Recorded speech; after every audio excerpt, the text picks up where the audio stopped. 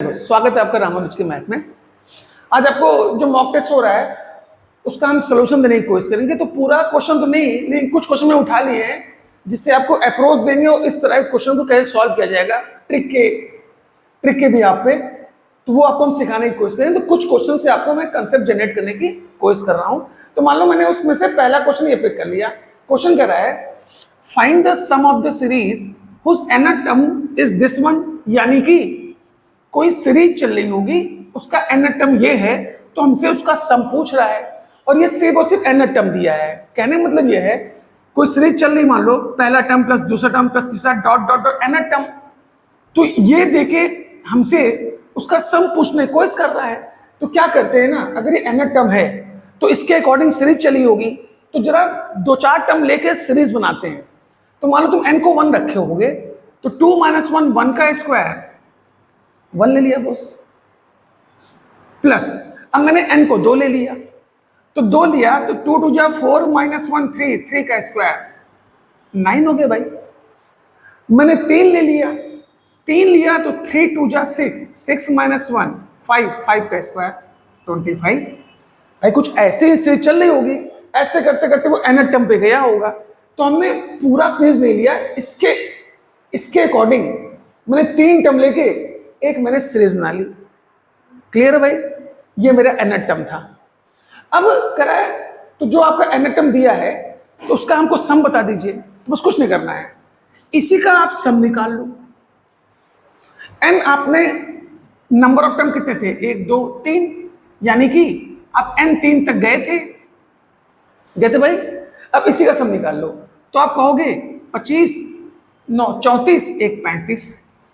भाई इसको मैंने एक छोटी सीरीज लेके आपको पकड़ना सिखा रहे हैं, इस क्वेश्चन की आपकी अप्रोच कैसी होनी चाहिए। अब चाहो तो 4 तक जाओ, आपको क्वेश्चन जितना अच्छा समझ में आएगा उतना अच्छा सोल्यूशन दोगे। nth टर्म मतलब लास्ट तक की बात कर रहा है, इससे मैंने 3 टर्म तक की सीरीज बना ली, उसी का सम पूछा है, सम लिख लिया।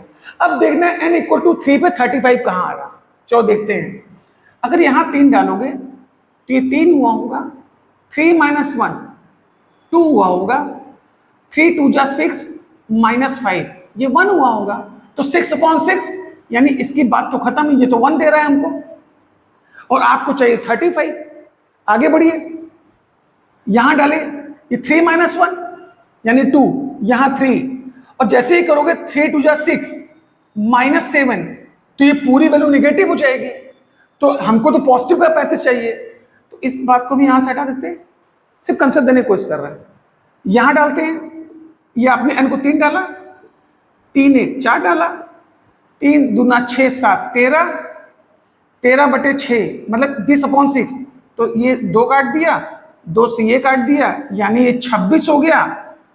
आपको तो चाहिए था 35, यानी ये ऑप्शन में कट। सिर्फ कंसेप्ट अप्रोच लेने की कोशिश करें, इस तरह बहुत क्वेश्चन बनेंगे। इसके पास आइए, n को 3 डाला, 3 2 जा 6 1, यानी कि 7 हो गया, 6 - 1 ये 5 हो गया, अपॉन 3 हो गया, काट दिया, 35 आ गया। देखिए आराम से सोच लेंगे, जितना अच्छा समझेंगे उतना अच्छा करेंगे। सीरीज थोड़ा बढ़ा के लीजिए जिससे डबलिंग का कोई चांस ना हो। तो मेरे ख्याल से इस क्वेश्चन से आप मेरी अप्रोच समझने की कोशिश किए होंगे। चलते हैं क्वेश्चन और लेते हैं। चलिए बस, अब टेस्ट का दूसरा क्वेश्चन उठा लिया। देखो यार, क्वेश्चन तो एक टॉपिक पे करोड़ों बनेंगे। मेरा टारगेट ये है कि आपको अप्रोच दे सकें और इस तरह के क्वेश्चन को आप हैंडल कर सकें। बहुत क्वेश्चन होंगे, तो कुछ क्वेश्चंस में आपको अप्रोच देने की कोशिश करता हूँ। पैनिक नहीं होना है, आराम से क्वेश्चन को जितना अच्छा समझेंगे उतना अच्छा आंसर देंगे। ये परमिशन क्वेश्चन है और बहुत सिंपल क्वेश्चन है। कह रहा how many 5 digit prime number can be formed using the digit 1 2 3 4 5 if the repetition of digit is not allowed। कह रहा है हमको 5 डिजिट का नंबर बनाना है, वो नंबर जो बनाना है वो इन्हीं की हेल्प से बनाना है, और जो बन के आए वो प्राइम हो और कोई नंबर उसमें रिपीट ना हो। तो आप जरा सोचो, प्राइम को हम लोग कहते क्या है, एग्जैक्टली 2 डिवाइजर, या तो 1 से डिवाइड हो या तो खुद से डिवाइड हो। फॉर एग्जाम्पल आप जरा देखो 23 एक प्राइम नंबर है, तो आप कहते हो कि सर 23 में हम किसी से डिवाइड करेंगे तो होता नहीं है, या तो ये 1 से होगा 23 से ही होगा। और तुम थोड़ा सा डिसबिलिटी कंडीशन मारो क्योंकि नंबर तो छोटा है, तो हम 3 और 2 को जोड़ दें 5, तो ऐसा कोई डिविजिबिलिटी कंडीशन नहीं होती कि जोड़ने 5 आए तो हम कह सकते हैं कि ये उस नंबर से डिवाइड हो रहा होगा। यानी मेरी डिविजिबिलिटी वाली कंडीशन में नहीं आ रहा है, क्योंकि 5 के लिए तो ये कंडीशन थी कि लास्ट में 0 हो या मेरे पास 5 हो। 3 में ये होता था कि सम मेरा 3 से डिविजिबल हो। अब खुद सोचो भाई मेरे, यही 5 नंबर है, इन्हीं से बनाना भी है और वो प्राइम नंबर निकले और रिपीटेशन अलाउड ना हो, तो पहले हम ब्लॉक में भरने की कोशिश नहीं कर रहे हैं। अगर यही 5 नंबर है तो हम 5 नंबर को जोड़ दें, तो खुद सोचो 5 4 9 3 12 2 14 1 15, इसका सम 15 आ रहा। अगर सम 15 आ रहा तो ये अगर सम किसी का 3 से डिवाइड हो जाए तो हम बोलते हैं पूरा नंबर 3 से डिविजिबल है। यानी एक बात तो क्लियर हो गई, इस नंबर को हम कितना भी आगे पीछे कर लें, नंबरवा तो वही रहेगा ना 5, और वो 5 नंबर 3 से डिविजिबल हो रहा है। तो जब 3 से डिविजिबल हो रहा है तो प्राइम नंबर का कोई चांस ही नहीं है। इसमें ऐसा भी नहीं है कि तुम कोई नंबर कम कर रहे हो, यही नंबर आगे पीछे होगा ना, घुमा फिरा के ये 5 आएगा ही आएगा। और 5 मेरे 3 की डिविजिबिलिटी को कंफर्म कर रहे हैं, तो यानी उसके डिवाइजर बढ़ गए, फैक्टर बढ़ गए, यानी कोई प्राइम होने का चांस ही नहीं है। तो तुम देख के बता सकते थे, यानी इसका 0 होंगे, कोई केस बनेगा नहीं।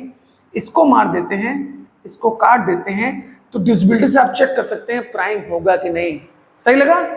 चलते हैं तीसरा क्वेश्चन उठाते हैं। चलिए बस एक क्वेश्चन और लेते हैं टेस्ट का ही, जो लिमिट और डिफेंसिबिलिटी का मिक्सअप क्वेश्चन है। इसको भी हम ट्रिक से कराते हैं और एक अप्रोच जनरेट करने की कोशिश करते हैं, जैसे कि इस तरह क्वेश्चन आए तो आप एग्जाम में हैंडल कर सके।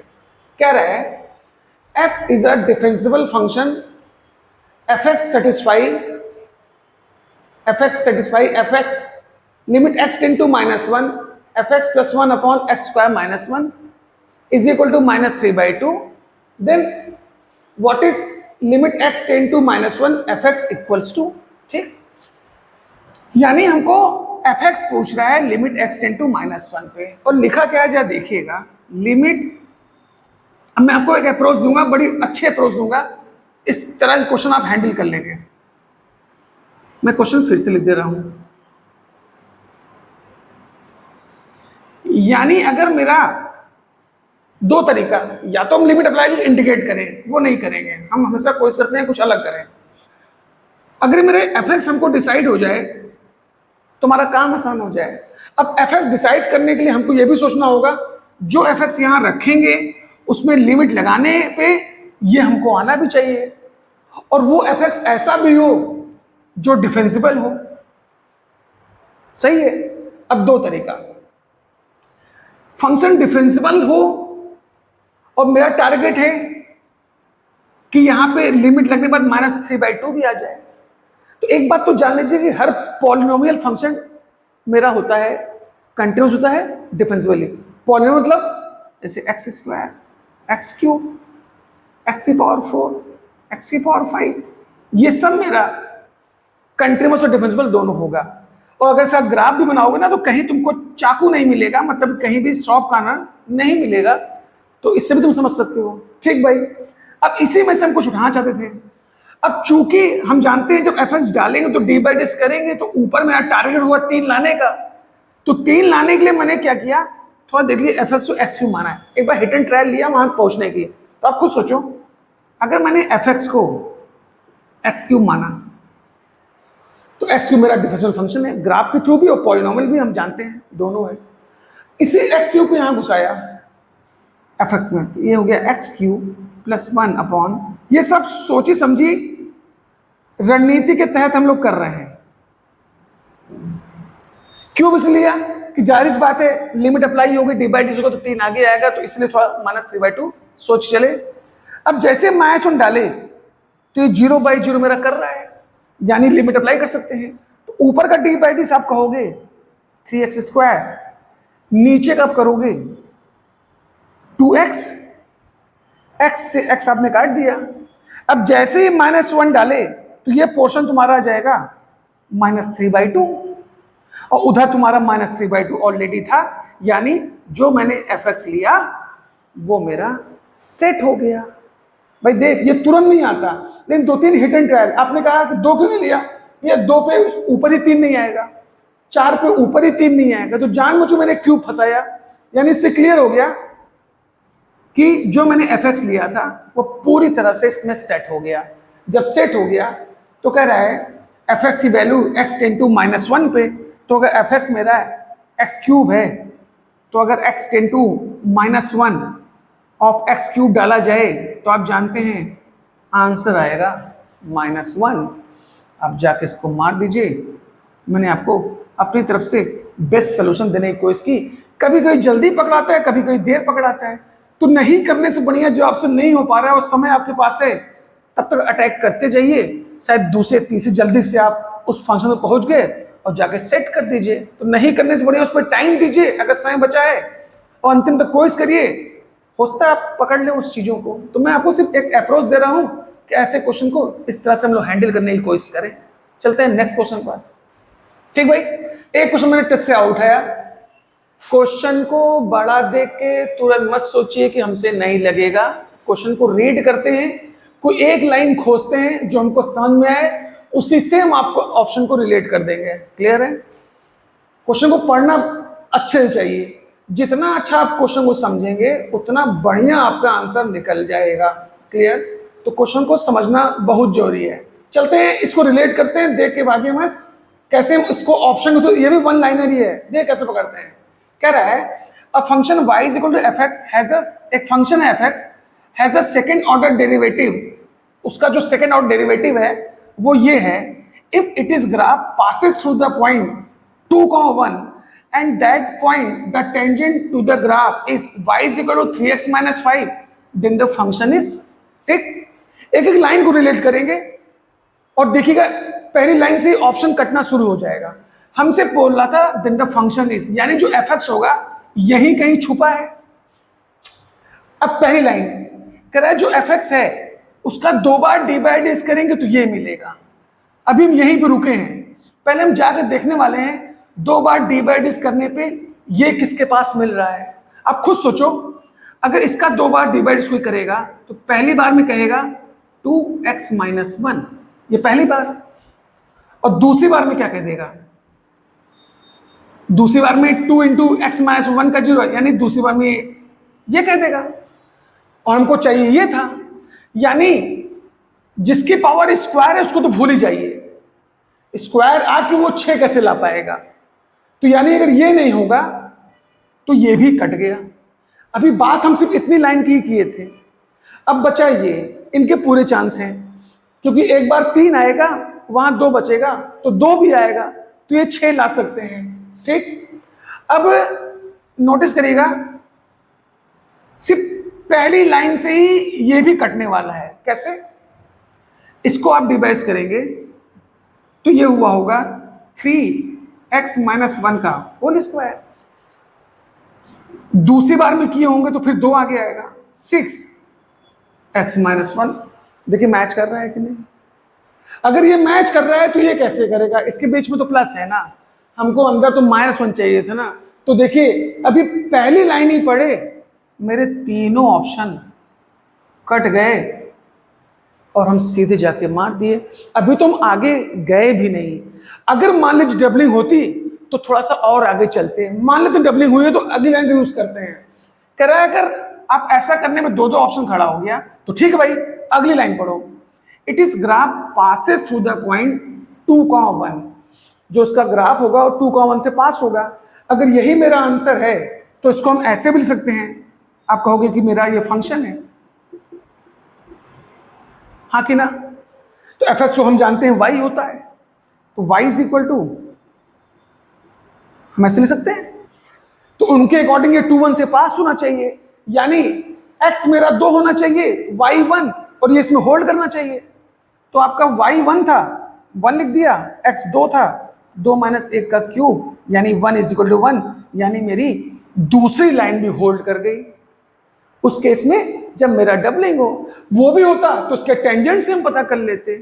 यानी तुरंत क्वेश्चन देख घबराए नहीं, लाइन बाय लाइन पढ़ते हैं। क्या पता पहली लाइन से तीनों ऑप्शन गायब हो गए, 2 बचेगा तो दूसरी लाइन पढ़ लेंगे भाई। तो तुरंत देख के मत छोड़िए, आप क्वेश्चन पढ़िए, क्या पूछ रहा है उसको वहां पे पुट करिए और वहां से रिलेट करिए। तो उम्मीद करते हैं ये वाला भी सोल्यूशन आपको अच्छा लगा होगा। देख के क्वेश्चन नहीं छोड़ना चाहिए, जरूर रीड करना चाहिए, अच्छा समझना चाहिए। जितना अच्छा समझेंगे उतना अच्छा सोल्यूशन। चलते हैं टेस्ट का अगला क्वेश्चन लेते हैं। चलिए बस, ये भी एक इंटीग्रेशन का क्वेश्चन है, टेस्ट का ही है, तो इसका भी एक अप्रोच आपको जनरेट करने की कोशिश करते हैं। कह रहा है integration of f x d x is equal to 3 into f x का whole square plus c, where c is a constant, and f of 1 is equal to 1/6, then f of 6 pi is equal to. भाई तुरंत मत घबराइए, जो कर सकते हैं वो करिए। अगर आप सीधे इसके प्रोसेस में नहीं जा सकते, समय बचा है, तो 2-4 हिट एंड ट्रायल मारिए। ऐसे करते करते हो सकता है 3 क्वेश्चन ना पकड़ा है, लेकिन कंफर्म है 2-3 क्वेश्चन पकड़ा ही जाएंगे। वो आदत में आना चाहिए। हम फिर इसी के पास खड़े हो गए। यहां से मैं डिसाइड कर रहे हैं, अगर एफ एक्स मिल जाए तो हमारा काम आसान हो जाएगा, और डिसाइड यहीं से कर रहे हैं। तो इनको देख के सबसे सिंपल फंक्शन हमको याद में आया जो पहली बार में, कि मैंने कहा अगर हम एफ एक्स को x/6 ले लें, एक सिंपल फंक्शन जो कोई भी सोच सकता है, तो यानी एफ ऑफ 1 करेंगे तो 1/6 आ गया। अगर ये मेरा फंक्शन सही होगा तो भैया ये यहां पे आके होल्ड करना होगा। तो आपने यहां डाला इंटीग्रेशन ऑफ x/6 dx, इसको मैंने इंटीग्रेट किया तो आप कहेंगे x², 2 नीचे जाएगा यानी कि 12। इस तरह की चीज यहां पे आ गई। ये फंक्शन मैंने एज्यूम किया था, सब सिंपल फंक्शन यही समझ में आया, यही ले लिया, यहां से होल्ड करा लिया। अब देखते हैं ये चीज यहां डालने पे क्या यही आ रहा है। चलो देखते हैं। ये लिया 3, fx को आपने लिया था x/6, इसका आपने किया था स्क्वायर। चूंकि इंटीग्रेट किए थे तो प्लस ही आप लगा सकते हैं।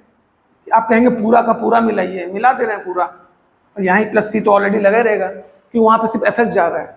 इसको सॉल्व करिए। 3 इंटू इसका स्क्वायर अपॉन 36, 3 से काट दिए। देखिए कभी कभी चीजें पहली बार में ही सेट हो जाती है, नहीं होगी 2-3 बार में, समय चला गया छोड़ देंगे। लेकिन ये भी तो ऑप्शन है, 3 बार में अगर सेट हो गया मेरा क्वेश्चन तो अंदर आ जाएगा। तो भैया जो कर सकते हैं वो किया जाए ना, जो नहीं कर सकते उस पर क्या माथा पीट रहे हैं हम लोग। जब तक मेरे पास समय, हम तो पूरी जान लगाएंगे उस क्वेश्चन पे। ये देखिए सेट हो गया, एफ एक्स सेट करके वहां बैठा दिया, यानी कि जब ये होल्ड कर गया तो जो एफ एक्स लिए तो मेरा एकदम सटीक था। अब पूछा क्या है, एफ ऑफ 6 पाई। चलो भाई डाल दो, एफ ऑफ 6 पाई, 6 पाई यहां डाल दिया मैंने, ये हो गया एक्स में 6 पाई अपॉन में 6 कट गया। भैया कितना मस्त मस्त सोल्यूशन दे रहे हैं आपको, मिले तो जरूर बताइएगा इस तरह का। बस 7-8 क्वेश्चन की नहीं है भाई, बात अप्रोच की है। हर क्वेश्चन में कुछ ना कुछ ऐसा है जिससे हम अपने ऑप्शन को रिलेट कर सकते हैं, अपनी सोच को बढ़ाना होगा। डन है बॉस? ठीक है, चलिए भाई एक क्वेश्चन टेस्ट का ले लेते हैं। इसको भी कैसे ऑप्शन से करते हैं आपको तरीका बताते हैं। जितना अच्छा लैंग्वेज क्वेश्चन समझेंगे उतना अच्छा आंसर आएगा। क्वेश्चन क्या कर रहा है, कोऑर्डिनेट का कह रहा है find the equation of the line which passes through the point of intersection of the line this and is perpendicular to the line this one। ठीक है भाई, तो कह रहा है जो भी इक्वेशन लाइन की होगी वो इनके इंटरसेक्शन से पास होगी। तो चलो पहले हम इतनी लाइन को ही पकड़ के रिलेट करने की कोशिश करते हैं। तो इनका इंटरसेक्शन मतलब ये होता है एक्स और वाई की वैल्यू निकाल दीजिए, जहां पे दोनों लाइन एक दूसरे को कट की होंगी वही होता है इंटरसेक्शन पॉइंट। तो जरा हम पहले इसका इंटरसेक्शन पॉइंट निकालते हैं। तो कैसे निकालेंगे, x minus Y minus 5 is equal to 0, और ये था हमारे पास x minus 3y minus 1 is equal to 0। सही है, सिंपल है। x दोनों में सेम है तो क्या करते हैं, सब्ट्रैक्ट कर दो, साइन चेंज कर दो। ये कर दिया माइनस, ये माइनस माइनस ये कर दो प्लस, ये माइनस माइनस ये कर दो प्लस। सही है, ये आपने काट दिया। ये प्लस 3y में से माइनस y गया, 2y आया, ये प्लस हो जाएगा। तो -5 में से -1 आप निकालेंगे, सॉरी +1 निकालेंगे तो -4 मिल जाएगा, इज इक्वल टू 0, यानी y इज इक्वल टू 4/2 यानी कि 2 आ गया। जब y2 आ गया तो y2 यहां डाल दीजिए, तो x की वैल्यू क्या जाएगी, डाले -2 -5 -7, उधर गया 7, यानी भैया क्लियर हो गया मेरा इंटरसेक्शन पॉइंट 2,7 आ गया। अब ज्यादा इसमें दिमाग ना लगाइए, यही 2,7 देखिए किससे किससे पास हो रहा है। यहां डालेंगे 2, यहां डालेंगे 7, 7 2 9 8 17, जो कि 0 के बराबर नहीं है, इसको हटा दीजिए आप। यहां डाला आपने 2 तो 3 या 6 हो गया, और y की वैल्यू सॉरी x में आपने डाला 7 ना, x में डाला 7 तो 7 3 21, ये 21 हो गया। y में डाला आपने 2 तो ये हो गया 23, यहां मैं मतलब ये इसको पास कर रहा है, इक्वल टू 0 आ गया। इसको आप रखे रहिए, इसके पास चलते हैं। x में आपके पास 7 था तो 7 3 21, y में 2 तो मतलब ये जुड़ के 0 कैसे आएगा, ये हटा दें। नन के बारे में पता नहीं, यानी आप कह सकते हैं अभी तुरंत न मारिए। अगर नन में कोई क्वेश्चन और होता है वो सेटिस्फाई ना करता तो आप मार देते। अब चूंकि नन से भी लड़ना है तो बड़े कोई दिक्कत नहीं है। क्या करते हैं, अगली लाइन को रिलेट कर लेते हैं। कर रहा है and is perpendicular to the line this one, यानी जो लाइन है उसका और ये आपस में परपेंडिकुलर होगी। यानी क्लियर की बात है, जब दो लाइन आपस से परपेंडिकुलर होती है तो हम कहते हैं m1 m2 is equal to -1। अगर ये राइट होगा तो ये आंसर होगा, अगर ये नहीं होगा तो ये मार देंगे। क्योंकि नन था इसलिए हमको अगली लाइन भी चेक करनी पड़ी। तो चलते हैं इसका स्लोप निकालते हैं। जब इसका स्लोप निकालेंगे लाइन का तो हम कहते हैं minus of coefficient of x upon y। तो यानी इसका स्लोप हुआ माइनस लिखा, x का कोएफिशिएंट 1 लिखा अपॉन y कोएफिशिएंट -3 लिखा, minus of coefficient of x upon coefficient of y लिख दिया भाई।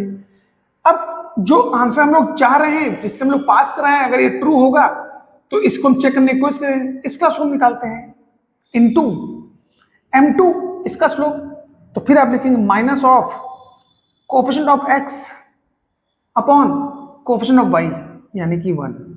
अगर ये लड़के -1 आ गया तो हम समझ जाएंगे अब यही मेरा फाइनल आंसर है। तो आप माइनस इंटू किया तो ये आपका हो गया 1/3 इंटू, ये आपको साफ साफ दिख रहा है -3, काट दिया, आंसर आ गया -1। यानी कंफर्म हो गया, क्योंकि पूरी लाइन तो मैच करा दिया, कुछ बचा ही नहीं, यानी कंफर्म हो गया ये वाला आंसर है।